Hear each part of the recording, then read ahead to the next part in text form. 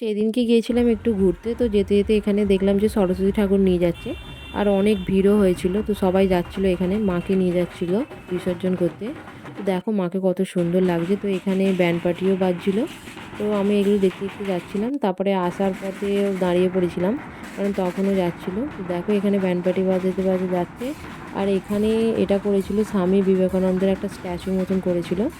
তো ওটা আর তোলা হয়নি। তো এখানে দেখো মাকে নিয়ে আসছে, আর এই সাইডে একটু বাজি ফাটাচ্ছিল, তো আমার একটু ভয়ও লাগছিল কারণ যদি গায়ে এসে পড়ে। তো এই দেখো আমার বর বলছে এখানে দেখো বাজি ফাটাচ্ছে, তো এইখানে দেখো বাজি ফাটানো মানে ফাটাবে। তো আমরা এখানে দাঁড়িয়েছিলাম, তো তারপরে আমি ওইটা ভিডিও করতে করতে দেখি এখানে মাকে নিয়ে চলে এসেছে। তো আমি এখানে ভিডিও করতেছিলাম। দেখো মা সবুজ কালার শাড়ি পরেছিল, খুব সুন্দর লাগছিল। তো সেদিনকে বেসিক্যালি আমরা দুখানা ঠাকুর দেখতে পেয়েছিলাম। একটা সরস্বতীকে দেখতে চেয়েছিলাম, সেটা একটু কিউট, তো তোমাদের ওটা দেখাচ্ছি একটু পরে। তো এখানে দেখো ডিজে করেছিল, তো ওইখানে মানে খুব মজা করছিল সবাই, আমি ওইটাও ভিডিও করে নিচ্ছিলাম, বেশ ভালোই মানে লাগছিল। তো মানে সাউন্ডটা এখনই মিউট করে দিয়েছি হালকা, কারণ কপিরাইট আসতে পারে।